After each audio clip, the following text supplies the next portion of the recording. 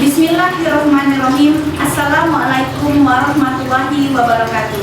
Alhamdulillahirabbil alamin. Assalatu wassalamu ala asrofil anbiya'i wal mursalin wa ala alihi washabbihi ajmain. Amma ba'd.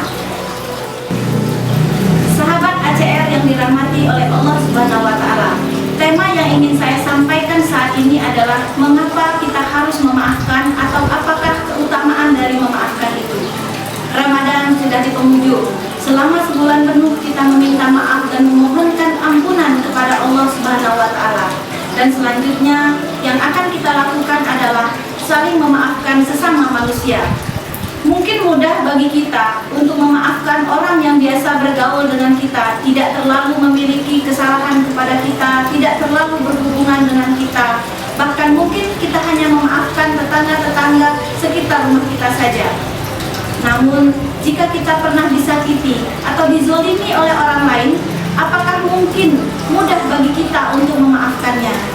Untuk itu, ada beberapa hal yang bisa kita lakukan. Yang pertama, kita bisa mengadu kepada Allah dengan segala kelemahan kita dan berdoa apapun itu. Dan umumnya doanya adalah doa untuk keburukan dari yang bersangkutan. Namun Rasulullah juga mengatakan doa orang yang terzalimi tidak akan tertolak. Yang kedua, menunggu sampai hari akhir akan tiba, di mana akan mengambil semua perbuatan baik orang yang menyakiti kita tersebut, dan orang itu akan mengambil semua perbuatan buruk kita, dan perbuatan buruk itu ditimpakan kepada orang tersebut. Namun kita memiliki pilihan yang ketiga, dan ini adalah sebuah pilihan yang memang cukup sulit. Pilihan ketiga adalah option yang terbaik, dan ini adalah inti dari materi kita hari ini, yaitu memaafkan kesalahan dari orang tersebut. Pilihan ketiga ini tidak banyak diambil oleh orang-orang karena kesulitannya, tetapi yang sedikit orang itu, saya harapkan itu adalah saya dan sahabat ACR yang mendengarkan materi ini. Jika pilihan kita adalah yang ketiga, maka apakah penghargaan atau reward dari Allah Subhanahu wa taala? Ketika Allah melihat kita memaafkan kesalahan orang lain, maka Allah mengatakan, "Aku mengerti ketaatan, kebesaran hatimu dan kesabaranmu, maka untukmu adalah hadiah langsung dariku." Seberapa banyak hadiah itu, bagaimana bentuk hadiahnya, kita tidak bisa memikirkannya pada saat ini. Karena kita tidak tahu dan kita tidak pernah bisa akan merasakannya, nanti kita akan mendapatkan hadiah tersebut. Wallahi saudaraku, sahabat ACR semuanya, saya mencoba untuk menjelaskan konsep memaafkan orang lain yang telah berbuat salah atau zalim kepada kita. Jika kita memendam rasa kesal atau dendam, maka ini tentu akan berbahaya untuk diri kita sendiri. Kita menjadi tidak tenang, emosi, kita menjadi sangat marah, bahkan tidur pun kita merasa tidak enak. Harapan saya, jika kita mendengarkan materi ini dengan hati yang suci dan hati yang jernih, semoga tips ini bisa mengangkat semua beban yang ada pada saat ini. Karena memang tidaklah mudah untuk memaafkan orang yang benar-benar telah menyakiti hati kita. Bismillah, mari kita bahas. Ada dua tips dalam konsep memaafkan ini. Yang pertama, menunjukkan bahwa betapa dunia ini begitu rendah. Dan yang kedua, menunjukkan bahwa hadiah dari Allah adalah lebih baik dan lebih tinggi.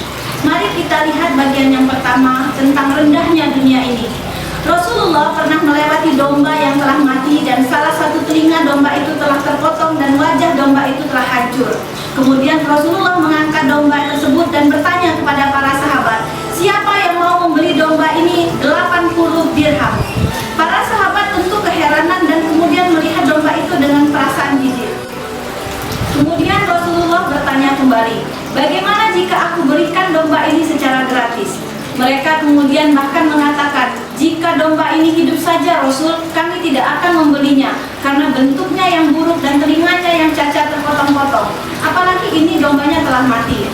Kemudian Rasulullah mengatakan, "Wallahi, dunia ahwanul Allah min hadza alaikum." Bahwa dunia ini di mata Allah ternyata lebih rendah harganya daripada domba yang mati itu. Oleh karena itu, mengapa juga kita membela mati-matian dunia ini dan tega merebut-rebutnya dan kemudian memutuskan hubungan silaturahim rahim kepada sesama saudara kita. Mari kita lihat apa yang menjadi reward dari pemaafan itu. Rasulullah mengajarkan kepada kita untuk mendapatkan ampunan dari Allah dengan berdoa, Allahumma innaka afun tuhibbul afwa fa'fu anni. Ya Allah, Engkau Maha Pengampun dan ampunilah aku. Kita sungguh berharap ampunan dari Allah Subhanahu wa taala. Dan salah satu cara tercepat adalah dengan memilih pilihan ketiga tadi, yaitu dengan memaafkan orang lain, orang yang telah menzolimi kita, orang yang telah menyakiti hati kita, bahkan orang yang telah begitu kejam dengan keluarga kita. Allahu Akbar. Dan ini telah dilakukan oleh Rasulullah sendiri serta para sahabat dan ulama-ulama terdahulu. Salah satu kisah yang menarik untuk dicontoh adalah kisah Abu Bakar radhiyallahu anhu. Beliau biasa memberikan biaya bulanan kepada saudaranya Mustah bin Atata. Namun ia stop karena Mustah menuduh Aisyah melakukan suatu dosa besar. Walau kemudian Allah memberikan jawabannya langsung dalam surat An-Nur yang menyatakan bahwa ibunda Aisyah radhiyallahu anha adalah suci dan bersih. Waktu itu Abu Bakar sangat kecewa sehingga ia menyetop untuk memberikan biaya bulanan tersebut. Namun kemudian diingatkan dalam satu ayat, wala ya'talil fadli minkum, janganlah kamu tidak peduli kepada keluargamu yang sedang berada dalam kesusahan. Kemudian Allah juga memberikan peringatan dalam ayatnya, wal ya'fu wal yasfahu, marilah kita memaafkan dan melupakan kesalahan orang lain.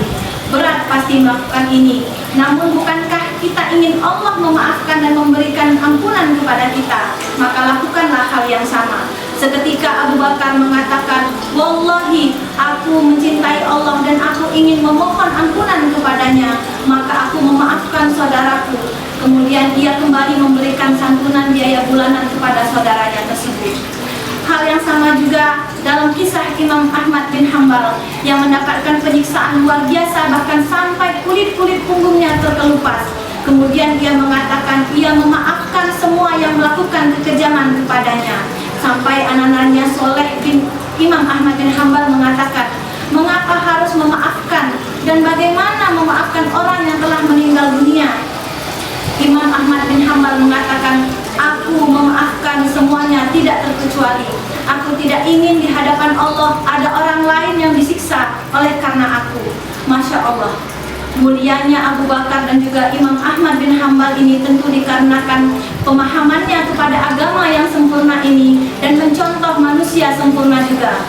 Dalam suatu kisah ketika meninggalnya paman kesayangan Rasulullah, Hamzah di perang Uhud, sesekali ketika dalam perjalanannya Rasulullah terhenti langkahnya dan tersebut menangis. Ia merasa sedih, sangat sedih sekali. Namun ia kemudian memaafkan pelakunya karena kemudian Hindun dan Wasi masuk ke dalam agama Islam. Kemudian keduanya memiliki peranan penting ternyata dalam perjuangan Islam. Begitulah akhlakul karimah dari Rasulullah, kekasih kita yang mengharapkan hanya keridhaan dari Allah Subhanahu wa taala. Sahabat ACR yang dirahmati oleh Allah Subhanahu wa taala. Allah dalam hal ini menegaskan bahwa aku mencintai dan meridhoimu jika engkau memaafkan seseorang.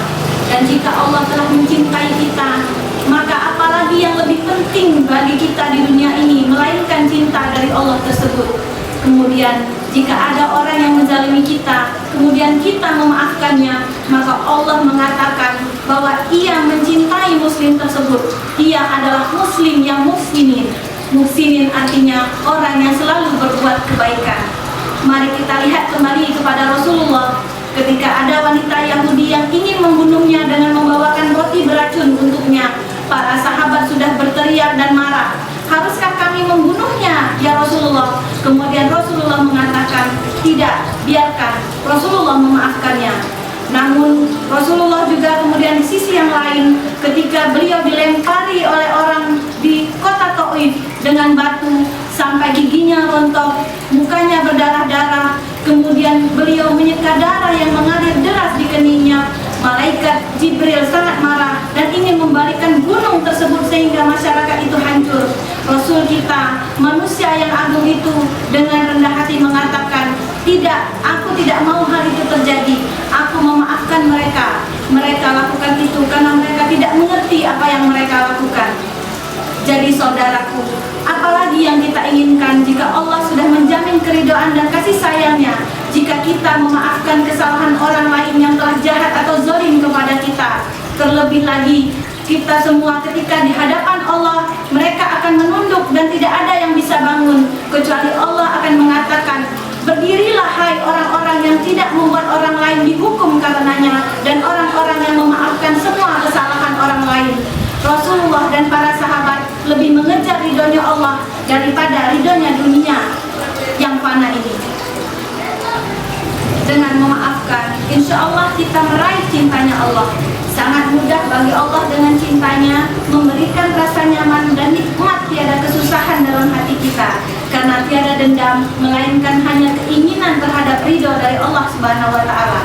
Salah seorang sahabat bahkan masuk ke dalam surga karena sebelum tidurnya dia memaafkan semua orang yang telah berbuat kesalahan terhadapnya. Sahabat ACR, di hari menjelang Idul Fitri ini, mari kita saling memaafkan karena kita ingin mendapatkan cintanya Allah, hadiah terindah dari Allah. Semoga Allah meridhoi kita semua.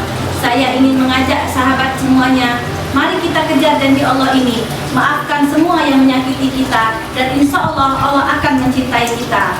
Hanya ini saja yang bisa saya sampaikan. Wallahu a'lam bishawab. Wassalamualaikum warahmatullahi wabarakatuh.